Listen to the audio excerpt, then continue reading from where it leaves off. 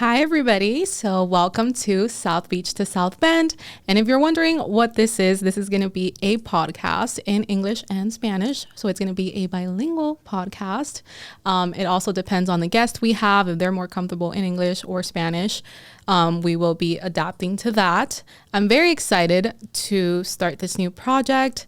I hope you guys enjoy it. This is going to be a really behind the scenes look. I'm actually not slightly pulling the curtain. I'm kind of yanking the curtain off. So if you guys don't know who I am, I've been here for 10 months. And I'm going to tell you guys a little bit about where I come from, who I am, what I do here at WNDU. So let's kick things off. So I am from Miami, Florida. And I moved to South Bend 10 months ago. I'm almost at a year mark. Time flies when you're having fun, they say. So the way I ended up here, I never even visited the state of Indiana. I had no idea. And now I live fully, here. So the way that happened was first, let's take you guys back. So I attended Florida International University, which is Miami's official school. Some would disagree. I do not. So this school, I majored in communications with a minor in social media and e-marketing. I love social media, so that's why I'm super excited for this podcast. And I also minored in pre-law. I always said if I didn't go into journalism, I would love to go into law. A lot of people don't know that, but fun fact. So I graduated in 2022, December 2022. So it's been a couple years now. Time flies by. I'm telling you guys, I'll be 30 before I know it. But this was such a great experience. I loved going to school in Miami. When at the time I wanted to go away for college, but everything happens for a reason. I'm actually glad I stayed. There's no better place I feel like for me to attend college than Miami. And it was such a great time there. And during college, I was always so busy. I think I knew I wanted to do journalism. I wanted to take it serious. And I love the journalism program at FIU. I think it's come a long way from when I started school there. So I had great opportunities when I was about to graduate. So I kind of got to see the beginning of those. So that was really exciting. So let's talk about a couple of those. So I got a chance to intern at Univision. So if you know Univision, that is the biggest Spanish media company in the world.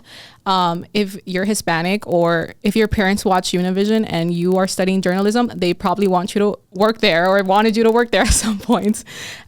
So I did a lot of things there. They honestly taught us a lot. It was a great internship. I wish I had paid attention to some classes because I'm those things come so in handy.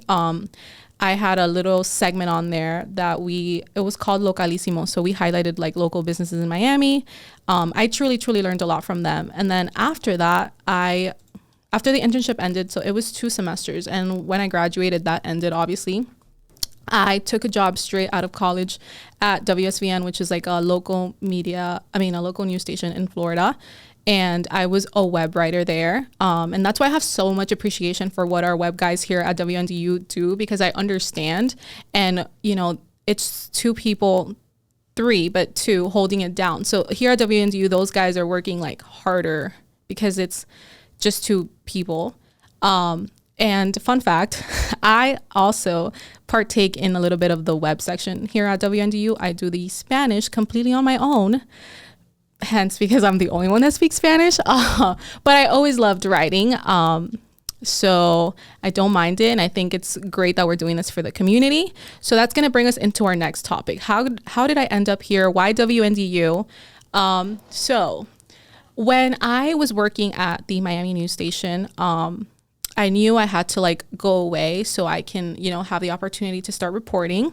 So I went to a news conference, some would say, the NHJ. So if you don't know what that is, it's the National Hispanic Association for Hispanic Journalists.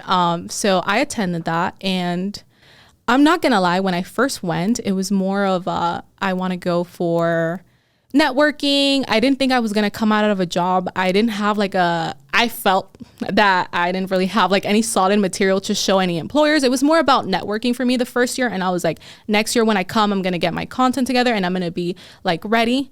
But like people saw potential in me. So let me tell you guys how that happened. So I attended with one of my friends. Her name is Natasha Casau. You might know her. She works here too. And she's actually going to be my guest for next week. So we'll talk a little bit more in depth about that next week. But we attended together. She actually convinced me. She brought it up. And I was like, I'll go, for the networking my first year. So we went, and at this conference, there's a bunch of like recruiters from different stations, different media companies, and you're just talking to them. You're showing them what you can do. They're looking to hire people. That's basically the point of the whole thing. But as I mentioned, I was going for the networking mostly. So I remember I met with Gray. We had some Gray recruiters. WNDU is a Gray station. And they told us about this portal. They're like, okay, so just submit your resume. Like, they saw what we could do and they gave us feedback. And then they were like, just, like put your resume in there, put your reel in there. So I'm going to be so real. I was not going to do it. I was like, for me, it was more networking that first year. Right. But Natasha was like, Erika, do it. She's like, and then she texted me the next day. So this conference lasted 3 days. So she texted me the next day. She's like, did you do it? She's like, I did it. And I was like, yeah, like I'll do it. So I was like, I'll just do it. Like, I had some time. So I put my video in there. I put my resume in there. And I remember like a day later, I got a call. And I think I might still have that voicemail now that I think about it, from our news director, Gary Warlaw. Let's see if I do have it. It's been a while, but I'm going to keep talking. So he called me and he basically introduced himself. He's like, I'm Gary. I saw your resume in our portal. We think that this is great. He's like, look, I'm looking to hire a bilingual journalist and digital anchor. He's like, would you be interested? I'm not going to lie. When he left me that voicemail, he's going to hear this now. My boss is going to call me down. He's going to be like, why'd you say that? Okay. I was a little overwhelmed when I first heard the voicemail because it sounded like a lot. And mind you, I was 23, had just turned 23 or was about to turn 20. I don't remember. Yeah. Okay. So I was overwhelmed because it sounded like a lot of job responsibilities. Mind you, like I've had like internships but like, this is like a real job. And like I worked at a news station in Miami, but I wasn't on air. I was more behind the scenes. Like I was doing the web stuff. So I remember the voicemail just sounded really overwhelming. So I'm not, this is going to be funny. So I was like, I'm going to think about if I should even call him back. The voicemail kind of sat there for a couple days. And I was just kind of debating for a while. I'm like, I don't know if I should even call. And at this networking event, I actually had other stations like reach out to me. They wanted to talk to me. I actually had an opportunity, in a Florida station. I had an opportunity here. I'm trying to think where the other one was. I think Georgia was one of them. So I had like, I was like pretty impressed too. You're always your hardest critic. And I think that proved that to me because I was like, I'm just going for the networking. Like I didn't think my video was all that. But people see potential in you. So it's always important to remember that. So I remember I called him back like 2 days later and I was like, hi, like I'm Erika. He's like, and he was so excited. He's like, hi, Erika. Like, he's like, this is what I'm looking for. He's like, we think you'd be a perfect fit. And in my head, I was just overwhelmed. Like, I'm just a girl that had just graduated college. Like it's overwhelming. Like, so I was like, I've never been to Indiana. Like, I don't know what it's like. And he was like, don't worry. He's like, come visit the station, see how you feel at the end of it. And if you want it, it's yours, And I came down. It was everything happened so quick. Like I went to this conference 3 weeks ago and I'm getting flown out like the next week. Like that's how things happened. So he flew me out. And when I was here, well, I don't know if I can say that, but I came to the station to visit. I'm giving away too many secrets. So I came to the station to visit and I remember everyone was so nice. It was a great experience. We had a the assistant news director at the time was Carly. She was kind of the one that found me, and she was great. I talked to Gary. I remember walking into his office. The first person I walked into the newsroom was Trisha. And who else was there? George was also starting at the same time. I don't know if I met him my first day or the next day, but I remember Trisha is like one of the people I first remember meeting. She obviously is so nice. If you know Trisha, you know she's the best. She's really the same person on camera and off camera. So she welcomed me, and then Gary called me into his office to meet. We were just talking. It was a good conversation. I felt like he liked me and I liked him. So he was like, yeah, we're so excited. He's like, just feel it out, spend the whole day with everybody, see how it is. That's exactly what I did. I got to watch a newscast. I got to watch Lauren and Josh do their thing. They were so nice. Lauren was so sweet. Actually, after I went back home, she DM'd me and she was like, hey, if you have any questions, like, just let me know. She was so sweet. Josh was also very, very nice and helpful and welcoming. And I just had like a great experience with everybody. I really can't complain. I remember I was a little intimidated because we have a morning meeting every morning, and obviously, so we have a morning meeting. And I remember when they introduced me, it's like that first day of school vibes where they're like, tell us about yourself. And everybody's just waiting for you to say something.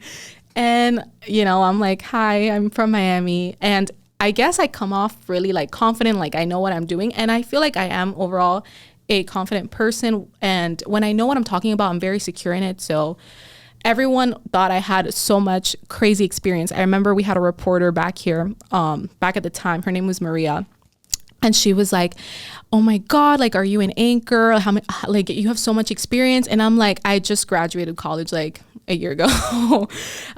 So she was great, and I got to see what everybody does throughout the day. So I got to shadow some producers, some reporters. I got to watch the show. Everyone was so nice. And I feel like that's what sold me. Like, it felt right. But I'm not going to lie, deep down inside, I was fighting this inner battle between, like, do I want to, I knew I had to leave home at some point, but this place is really far from home for me.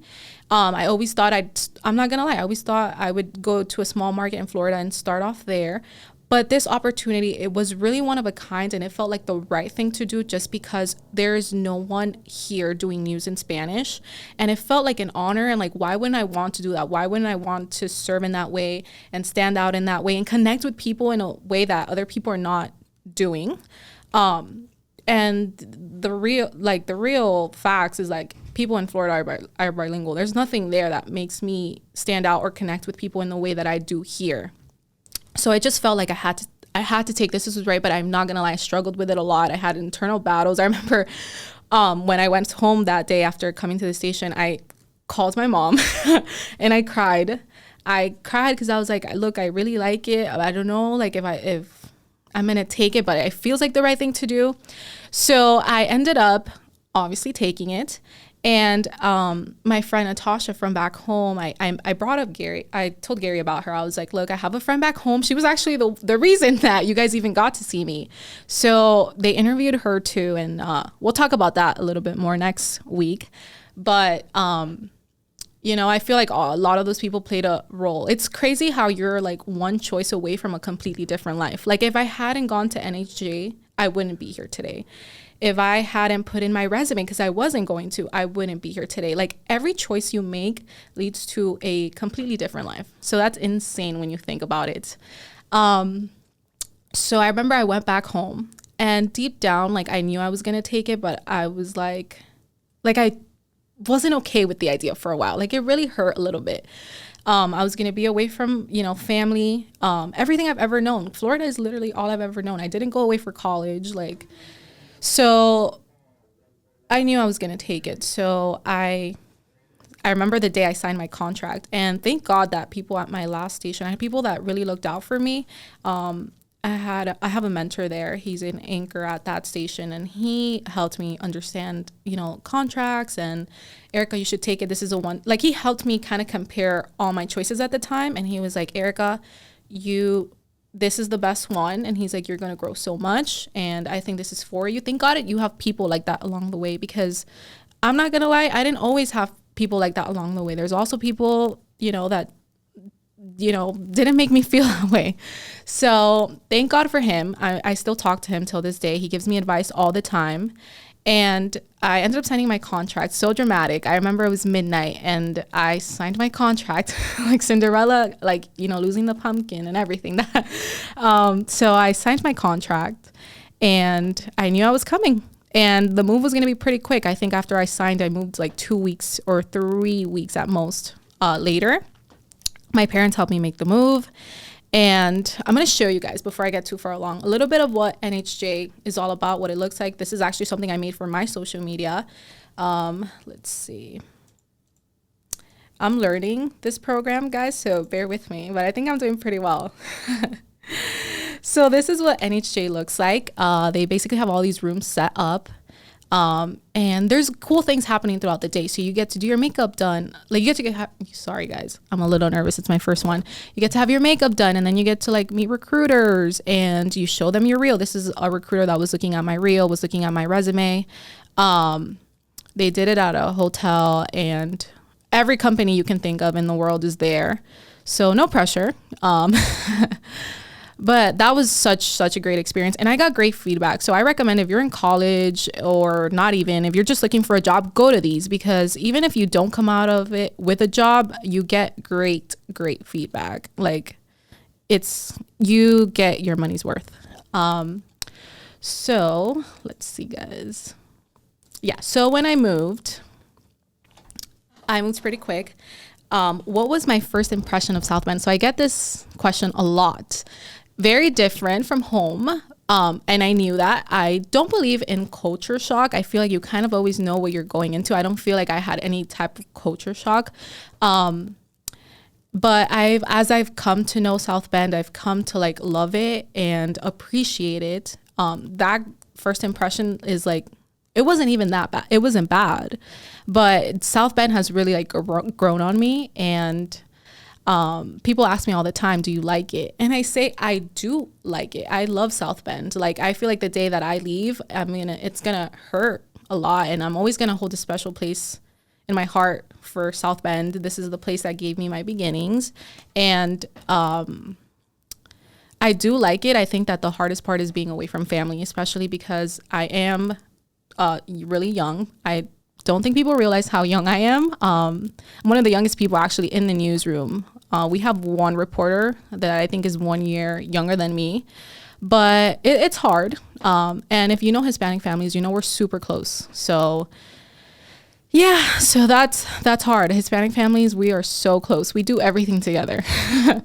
So I do like South Bend. It does get hard. I'm not going to lie. I do get homesick. I do get sad, but thankfully, I'm able to see my family here and there. It's hard to travel because I have to basically take 2 flights to go back home, 2 flights to come back. It's like a full day of traveling, just coming and going. But I'm grateful that I do get to see them. And I know this is going to make me not only grow as a reporter, but as a person. We all have to leave home someday. So if you're thinking about, making that jump to, that next job or things that scare you, sometimes you kind of have to do them because that's how you grow. So yeah, I do like South Bend. And next episode, I'm going to give you guys a little preview of what we're going to talk about. So we're going to talk about like culture shocks, even though I'm going to explain a little bit more about that next episode. And Tasha's going to join me because she's also from Miami. So we're going to talk about things that we love about South Bend, things that we miss from home, things that are kind of the same. So I hope you join us. And let's see, I think I have something else for you guys. I have never seen snow. That's how I am known around here. So I remember South Bend was actually my first time seeing snow. And the first time I saw snow, I was actually out on a story. And it started, like, the flakes were so small. It was like our first snow. And I was in Goshen. And I just couldn't believe it. I could not believe what was happening in the sky. I'm like, what is going on? Like, I feel like you have to experience it to understand where I'm coming from. It's like, I know snow exists and I know what it's supposed to look like, but when you actually see it coming down, it feels like a entire completely different world. So I just remember putting my hand on, I'm like, what is going on? Like, I called my mom, I FaceTimed my whole family. Like, I was living my childhood dreams. fantastic. So then the second time I actually saw stronger snow, because our first snow wasn't that bad. I was actually called into work and I was on the morning show with Trisha and Christine. I love doing the morning show. I've been on there a couple times now. And I actually have a little clip. It's so funny. And I actually ended up going a little viral on social media because I made a Facebook video and I was kind of reporting in English and Spanish. I was on air at the time too, but I did social media on the side. I love social media. So I do a lot of my stuff on the side on social media. So I put a video up and it's just coming down on me and I'm just reporting about what's going on, but I'm also letting everybody know it's my first time actually seeing this much snow. And I remember I got reached out to by a couple people after that. They're like, oh my God, we love seeing you. Like, I can't believe you've never seen snow. So I have that reputation. I went to a story a month ago and the guy was like, you're the girl that's never seen snow. I'm like, yep. I'm like, yeah, nice to meet you. And the story was about twins that were graduating. So that had nothing to do, like he's a morning show watcher. That's the only way he would know. So I find that actually really funny. I'm going to show you guys what that morning looked like, a little sneak peek. But in this video, Walid, I'm not going to lie, has it a little bit worse than I do. Let's play that.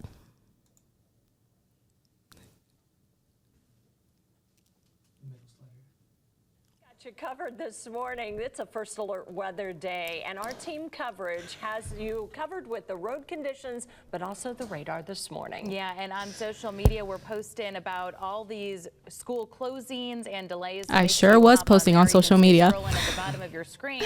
But we got to start off, before we take you outside, we're going to let those guys cool down just a little bit. We're going to not the weather guys enjoying this. Andrew Whitmire and Martin Lauermore. It is really coming down. We are seeing the roads. They're not too great this morning. No, and you can check out behind Erika there on the bottom left-hand corner of your screen. She's in South Bend this morning. There's slush behind her out of the roadways. While Lead right now is getting inundated with that wet, sloppy snow. Yeah. And again, this is what we've been alluding to for days, that this would be an impactful system, even though we're not talking a ton of snow here. This is 16. Yeah, so that was one of my first times actually seeing that much amount of snow, so that was crazy. And fun fact, I came into the studio that morning with no hat, and Trisha she let me hear it. She was like, you need a hat. So she lent me her hat, and thank God it kind of matched the sweater I was wearing that day. I had no idea how unprepared I actually was. I feel like I'm still not prepared for the next winter. I bought a bunch of coats and sweaters, but I'm like, I just always feel cold. I never feel fully prepared. Like I wish someone from work would come shopping with me and just guide me. I'm like, what brands do I need? Because I feel like everything I buy isn't just not enough. So yeah, that was my first time on air seeing snow. So that was great. And like I mentioned, I love doing social media on the side. So even though we're not doing on air in Spanish, I do on air on my social media. So if you want to follow that, you can follow me on Instagram. We're going to make a little logo for you guys for our next episode. But for now, it's Erika Jimenez TV. And so is my Facebook. So that's Erika Jimenez TV. And a lot of people wonder how you spell my last name. It's Jimenez. And what else? I want to, cover bases for first episode. So a lot of people ask me, it's okay. So I feel like for me, my primary language is Spanish because that's what my parents spoke to me growing up. But my whole life I spoke English. Like majority of the time I spoke English. Even my parents here and there, they're not super fluent, but we speak English, So yeah, Spanish was my first language, but Spanish is my primary language, but English is my full-time language realistically. I was a little nervous about that too because it's so funny. I have friends back home that, are from Venezuela, Peru, all these places, and they've come to the United States in the last 5 years. And those to me are fluent Spanish speakers. Whereas I've grown up in Miami and I feel like I'm kind of a yo no sé kid, no sabo kid. If you don't know what that term is, it's the I don't know kid. But that's what his actual Spanish speakers would describe someone who kind of knows but doesn't really know. So that's what my friends back home kind of refer me as. So I was a little nervous taking the job. I told my boss, I was like, you know what, my Spanish is really good, but I definitely am not that great. And I don't know, I feel like I get nervous, especially when I actually talk to a fluent Spanish speaker. I feel like get nervous. I'm like, oh my God, my Spanish, like I can defend myself, but there's words where I'm like, I'm going to say it in English. Like I'm bilingual. So we have this ongoing joke in Miami that we all speak Spanglish, and we truly do. Like it's whatever you feel comfortable in, and whatever word comes out first to like, you know, someone's gonna understand you. So I think Spanglish is my first language, and then I would say English, and then I would say Spanish. But and fun fact, if my friend's watching this, I'm actually picking up French. So I'm picking up 4 if you count Spanglish, 3 if you don't. So yeah, it's been a learning curve, but I'm so excited to be here, as I mentioned. So we're going to be coming on every week, hopefully having more special guests. So if you're wondering what this podcast is going to be all about, it's going to be fun, like really like let loose. This is my relaxing time. You know, when we do news, we're always working super fast, and there's deadlines to me, and stories aren't always easy. So this is where I want to relax, and I want to bring guests that are not only going to be fun but also informative. I'm going to talk to a couple people that, you know, run scholarship programs. I'm going to bring people that are leaders in their community here in South Bend. I've worked on a couple stories with the South Bend Fire Department. Juan Gomez is his name. He's great. I know Notre Dame has great staff for the Latino Institute Studies. So I'm going to just have so much fun on here and bring so much information to you. And this is where we're going to let loose and get to know each other a little bit more. So I hope to see you next week with my special guest, Miami twin number 2. But thank you. And I hope you enjoyed the first episode.